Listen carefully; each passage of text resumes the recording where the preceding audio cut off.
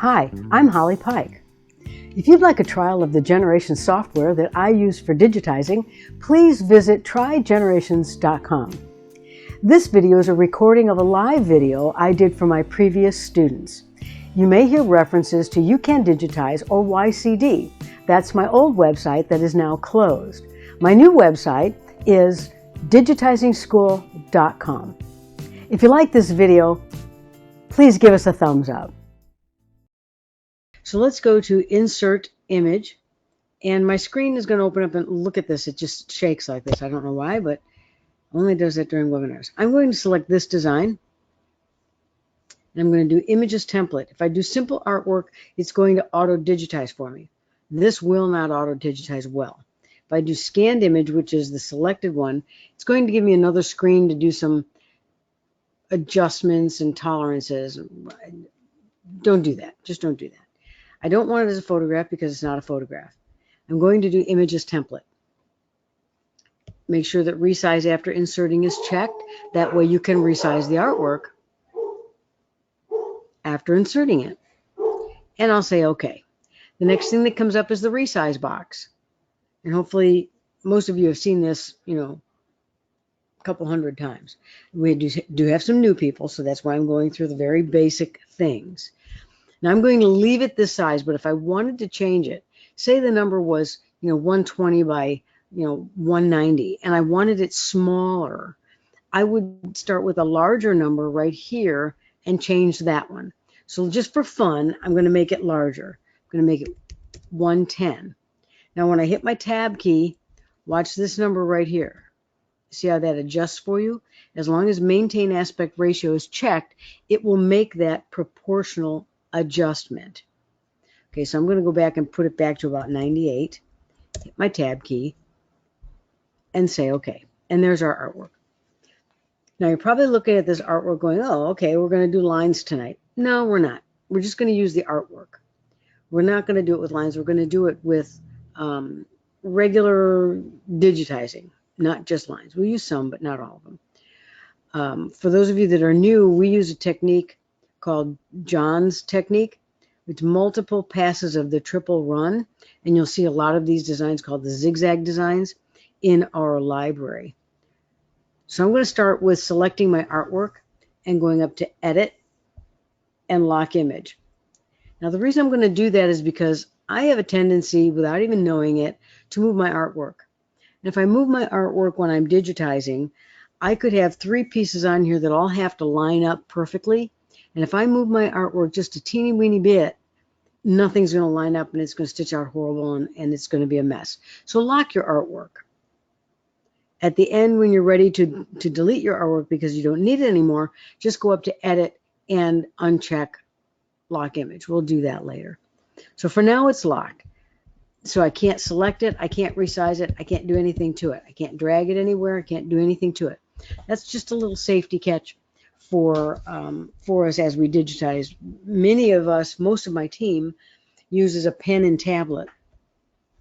And it's very easy when you're working to not think you're touching the screen with your pen, and you can accidentally touch and left click on something and lift it and move it just ever so slightly. It could be like a millimeter, which to most eyes you wouldn't even see it, but it really will mess up the registration of your entire design. Okay, so let's look at this design and let's think about it. Hopefully, if you're new, you're printing the artwork and then you're taking your pencil and you're writing on it your plan for digitizing. I haven't done this for a while, so this is kind of important, particularly if you're new. You're going to write your plan for how you're going to digitize this. You can always change your mind. You can always switch things around in your film strip. You can always change it. Nothing is carved in, I apologize, nothing is carved in stone. So we're just going to go ahead and do that. So I'm going to turn on my pen so I can mark things up. And I'm going to put numbers in the order that I want to digitize these. So I'm going to do 1 because this goes underneath the bow of the boat. 2, 3, and then 4. Now, why 4 at this point? I could do it later, sure, but then I would have all the yellow and then another yellow. I would have a thread change in there. So I want to do all the yellow at one time if I can. Okay, keep that in mind. The plan is always changeable. Okay, the next thing I probably will do is the rope, because again, it's going to go underneath this part of the boat and it's going to go on top of this pole. And then I'll do this. Now let's continue thinking through this. What is in the furthest background now? Well, hopefully you all are saying this is. That's furthest in the background, behind everything. Okay? After that, we could make all kinds of choices after that. We could do this. We could do this. But we have to back up a little bit. And the reason we have to back up is because I forgot this. So this little piece here, we're going to make 9A. We're going to do 9, 9A, 10, 11, 12. And then we're going to do the roof. But no, we're not going to do the roof. And let me tell you why. Because I want the reds to stitch together and the green on the boat has to stitch first. So this will be 13, then 14, 15. I'm not sure we'll either do 16 or 17 or 16 and 17. I'll make that decision when I see how it looks. So hopefully you have your paper and you're doing that. You're planning it out using a pencil. You can scratch out. It's no big deal. Nobody's going to see this. It doesn't have to be perfect. And you have your plan. The next thing I would do is when I was just learning to digitize, I would say, okay, what am I going to do with this design? Well, I'm pretty sure that this is going to be satin because of the narrowness of these pieces. So this is also going to be satin. This is going to be lines. So is this. So is this. Now after that, more decisions. Okay, so now this is probably going to be fill or applique. For this lesson, I'm going to do it as a fill. But you could do applique there because it's a large area. And then this will probably be fill or applique. And I might, if I was working on this at home and actually doing this for the website, I would probably do it as fill and look at it and see how it looks, see how I like the density, see how it's stitched. And if I wasn't really, really happy, really, really in love with it, I would try it as applique also and see how I liked it. Okay, so now we've got, this will be fill, and that will be fill, fill, satin. Not sure here, either satin or fill. And this, I think, is going to be satin. Not sure. The reason I'm not sure is because I don't know how it's going to look. I'm just kind of looking at it and saying, based on the shapes and the sizes and the widths of things, that's what I'm planning on doing. Any questions?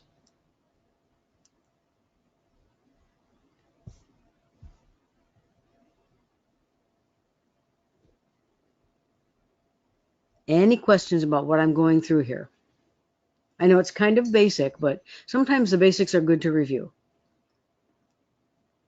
And I will tell you that I did not start doing this planning until I heard another very well-known digitizer say that they did it. And I said, okay, if they're doing this, why am I not doing this? Maybe this is part of the pathway to becoming a really great digitizer.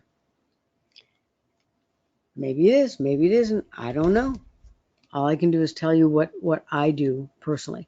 Now, I do like to digitize in color. Some people don't care. I have a friend that digitizes everything in this basic color that the software gives you, that blue color. I just can't do that. I need to do it in color because it makes me happier. Okay, so the first thing I'll do here is I'm going to go up to 400. And why is that? Because I always digitize at 400 because I can see things like this detail. And I did not see this detail when it was out here. I saw this, but I didn't really see all this detail. Well, as far as I'm concerned, I'm not putting all of these various little poles in. I think that's overkill for what we're doing here. So I'm just going to make this bigger. And I'll go and find the color that I want, because again, I like to digitize in color, and it just takes a minute. When I'm done, I want to be done. I don't want to have to go back and change things. So I'll choose that color. Now I'm going to choose my Satin Tool. Now the Satin Tool is the back and forth tool. Point, counterpoint tool, column tool. It's all the name the same. I am going to use right clicks because it just comes down a little smoother when there's variations in the thickness. And yes, I'm not following the lines. It's okay. It's okay. The digitizing police won't come out.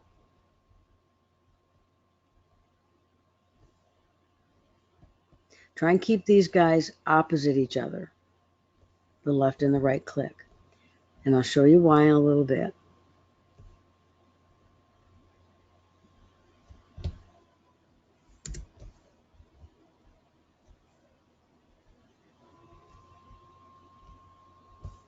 I like to improvise a little bit. You guys know that. The biggest question my team has when they start working for me is, do I have to do it exactly like the artwork? No. Who's going to know? Who's going to know? Okay, let's go back out. Okay, so we've got these guys going. But I don't really like this one because it's kind of curved. So let's go ahead and I'm going to select it with a right click, choose View Outline Icon. It's this one with the green lines. Right click and Edit Mode. Now I can move these nodes a little bit to make it do what I want it to do.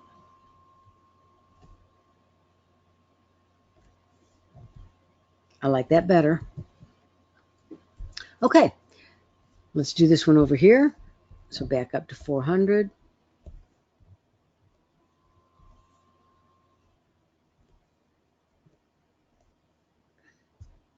Oh, come on, quit it.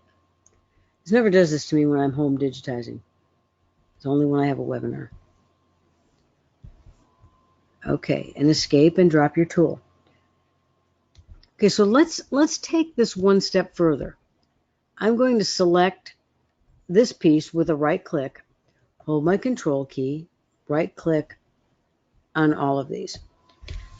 Now there's another icon here that if you're new, you're probably not real familiar with it, and that is your embossing tool. When I select that, it turns anything that I have used a right click for selection blue. At this point, you can see the ones that are lit up.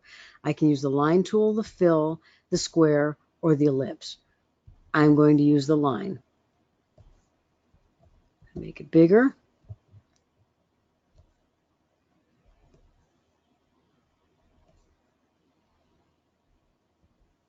See the black line there?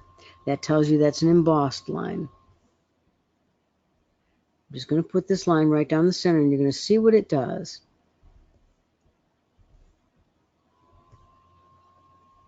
It's just going to give it a little, just a different look rather than just a flat, solid satin stitch. Okay, when I'm done, I'll hit enter and generate.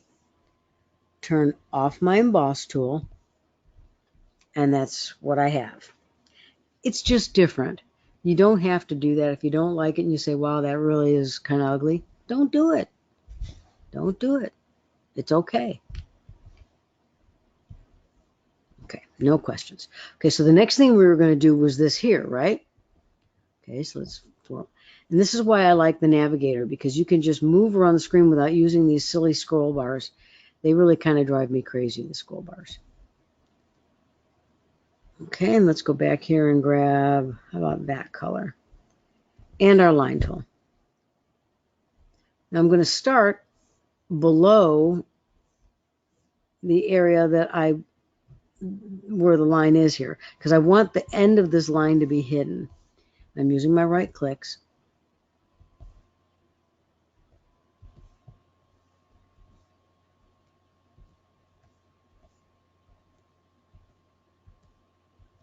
Left click to start, left click to end.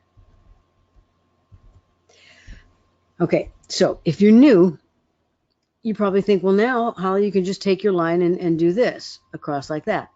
Well, sure, I could, right up until I merge it and I get some weird little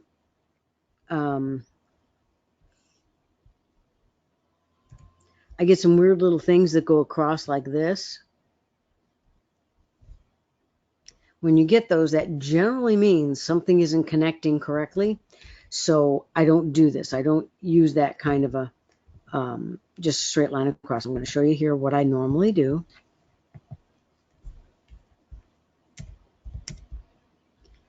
I'm going to take my line tool and I'm going to start here. End, start, end, start, end, right on the line. You're going to get a very nice joint, and the software then can make decisions about what it has to do to get from here over to here, because it has stop and start points, if that makes sense. So now I'll select these all the way up to the blue. You can see they're all highlighted. View outline icon, right click right on the gram, right on it, and choose merge and OK. And if you'll notice, when I get bigger, we don't have any funny little cross joints. That's because we did it correctly. We did it the right way. Okay, so now we're going to do this.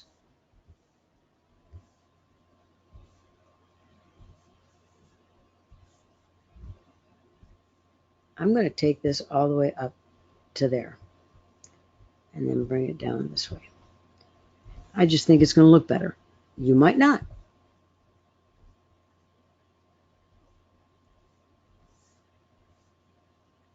I always work at 400. It's a habit I got into many years ago as a result, again, of a digitizer friend that made a really good point for, if you zoom, you never really know what you're going to get. Because the zoom, if you use this little tool here, which a lot of people teach, then you go over here and you go like this. Thinking I need to close the program. It zooms to 167. If I go like this, it zooms to 1519. You never get the same zoom twice. I'm going to save. Maybe. I'm going to save to my webinars. And the reason I'm saving is look what happens when I select. Well, now it seems to be working okay. That's weird. Okay. When you get anything weird, like if you draw a box around something and it's all red or it's all black like it was for me, just save what you're working on and get out. Save and get out and reopen the program. It's getting ready to crash. So let's see how long we can last here. Okay, now we're going to do the same thing.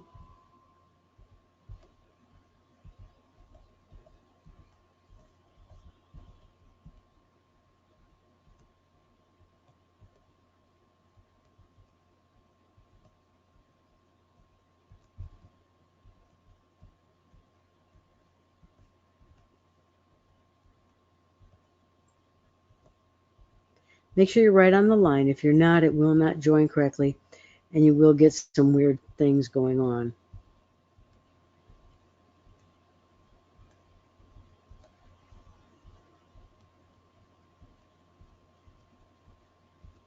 You might think, wow, it takes a long time to put all those lines in, but you can see it's not taking me but maybe I don't know, 30 seconds. And I'm not even going fast.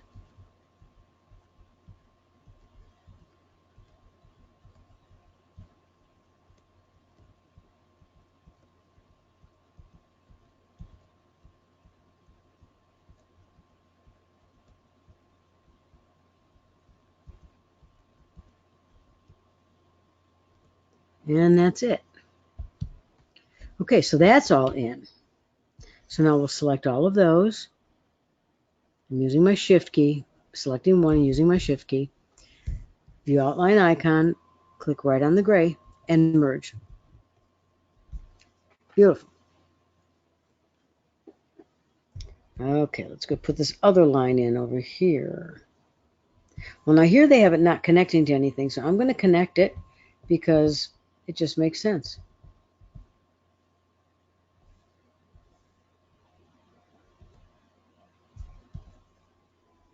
Okay, hit escape.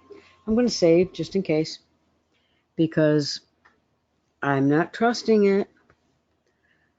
Okay, so we did the poles, and now we did the net. So the next thing we need to do is the next thing that's in the background, the furthest back in the background, which is this brown piece.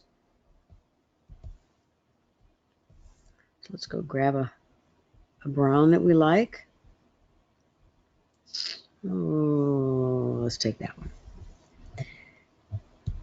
And I'm just going to put this in.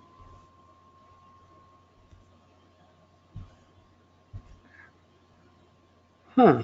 Okay, we have a little issue here. Not a big deal.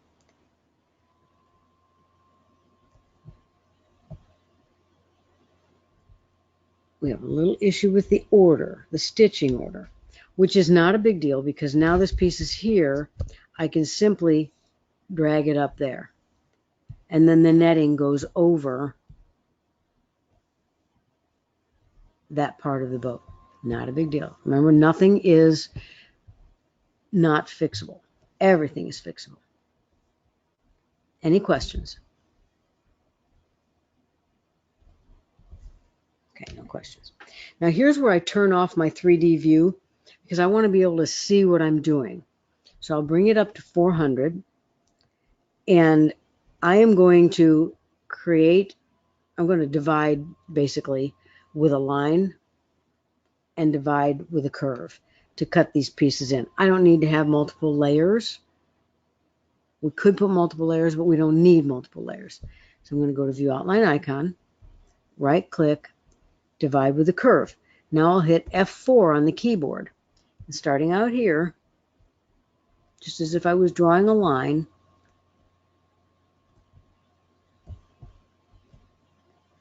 I'll do that and enter. Then I'll do this. Come on. Like that.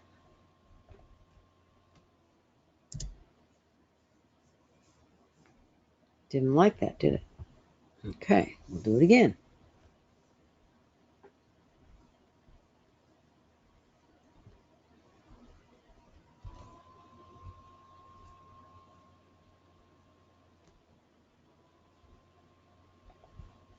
Okay.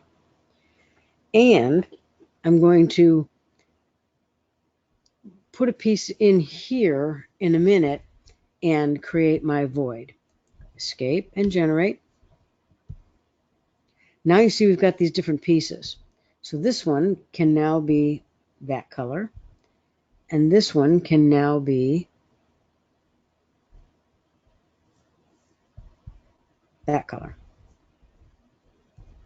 And they will stitch correctly as long as you don't play with them. As long as you don't move them, they will stitch correctly. I'm going to move this one there. So the door is on top like that.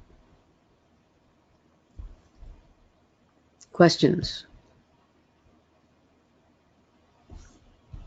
Okay, no questions. I turned off my 3D view because I want to be able to see underneath to see this. Okay, I'll take my circle tool or my ellipse. I'm going to draw a circle about the size that I want it. Escape and move that into position. Now I will copy and paste that right on top. You see it right here? I'll hold my Shift key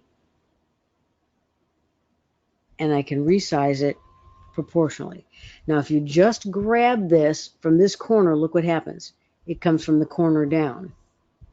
But if you hold your Shift key and grab the corner, it sizes from the outsides in. That keeps things proportional. Okay, now I'm going to select the outside, the big outside area, view outline icon, right click. I'm going to create a void with an existing area. My cursor changes into that little hand.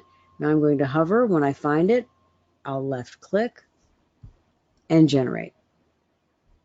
Right click outside of the design. Turn on my 3D view. Now underneath here should be nothing. Aha, there is not. Why is that? Because we didn't have that selected.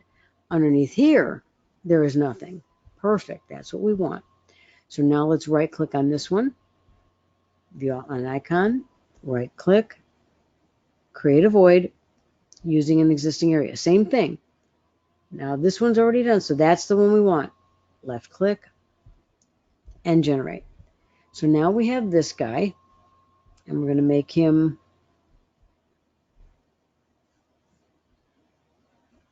that color. And we have this guy, and I'm going to make it the same color as this window. So I'm going to come over here, and I'm going to right click on that window. Same color? It is. Now I'll just drag this guy up there. But I can't do that. Why? Can't do that because look at what happens. The stitching order changes.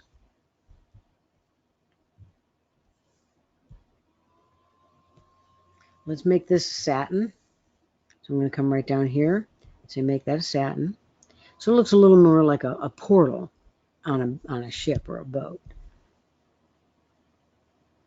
Okay, it's kind of shaping up. Kind of shaping up. But let's do something with this big gray, brown hunk of something. So I'm going to right click on it and choose emboss. I'll take my line tool.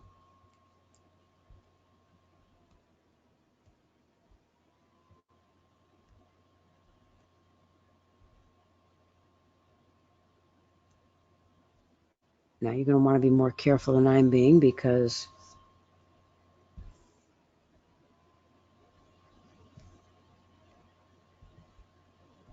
it's going to make it look like it's made out of boards.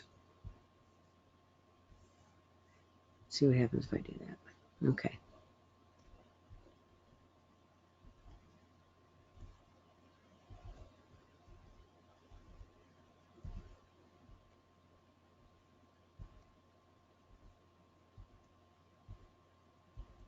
Oops. And delete that one. Pick up my line tool again.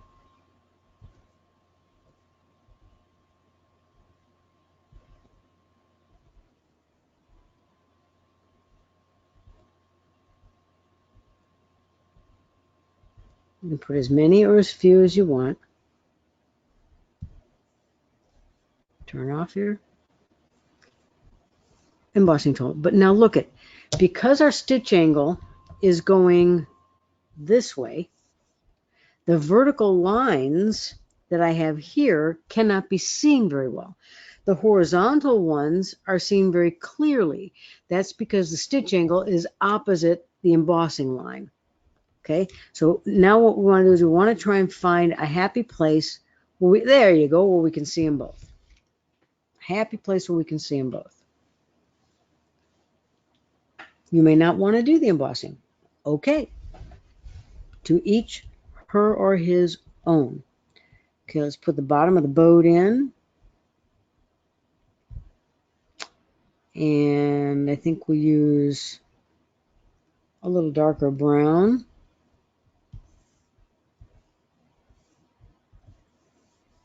I'm just using this as an outline. You know, sometimes people just get so hung up on everything being perfect and, you know, I have to have a perfect piece of artwork. No, you really don't. You really, truly don't have to have a perfect piece of artwork. If you're going to auto-digitize, you need a pretty close to a perfect piece of artwork. All right, what's going on here? If it won't let you do something, odds are you did something wrong. There we go.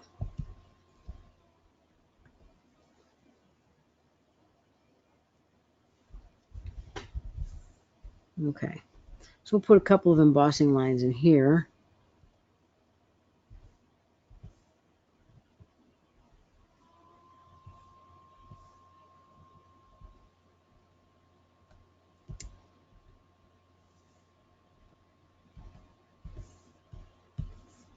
Okay, turn that off. All right, so now we can put in the red here and the red here. Any questions? Emboss on satin chip, thanks. How did you change the color to match? Okay. If I have an area that I'm working with, oh, something's going wrong here, and I want this to be the exact same color as this, all I have to do is find it in my color chips, and that's it right there. Now I know it's that one right there. Select the one that you want to change with a right click. Then go over to that color chip you want to change it to and right click on it, and it changes it to that exact color chip. You got that?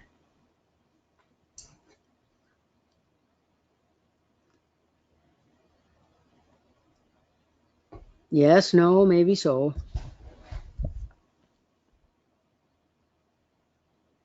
Cool. Okay, awesome. Okay, so let's put the red in now.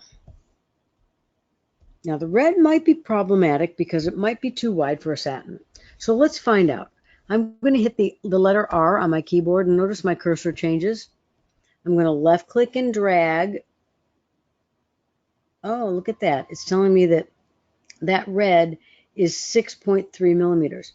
Well, is that good for a satin stitch? Can you do a satin stitch that's 6.3 millimeters? Sure, you can. You absolutely can. So let's take our satin tool.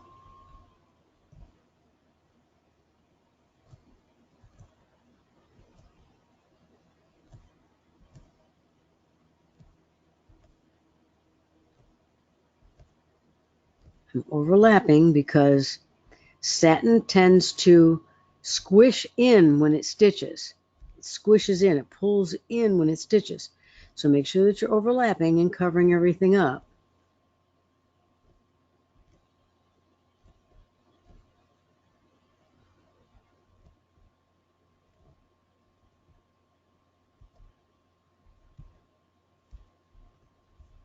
Okay, so now we want to make this red. Let's make it that red right there.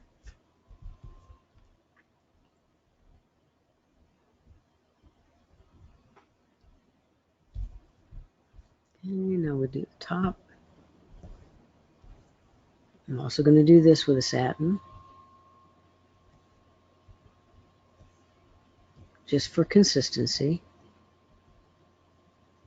Oops, that doesn't look good there.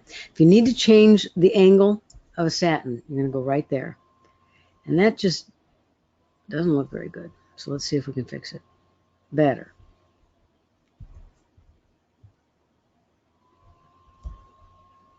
Change this to a satin. Oops.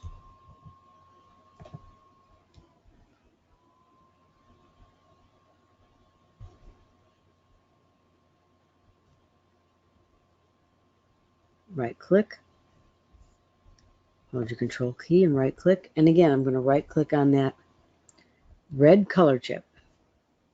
Let's look at the ins and outs. Well, I don't think I want it to do that. I think I want it to do this because I want to be able to stitch this in order without a jump stitch. Look at right here. See right there? The software says, huh, you put something in between me and that other piece that is my cousin and the same color. So I'm just going to travel across, jump across. And my answer to that is, no, you're not. See that right here? I'm going to say, no, you're not. I don't want you to do that. So I'm going to clip those little scissors. I don't want it to do that. Okay, so that's actually, we got one more little thing to do over here.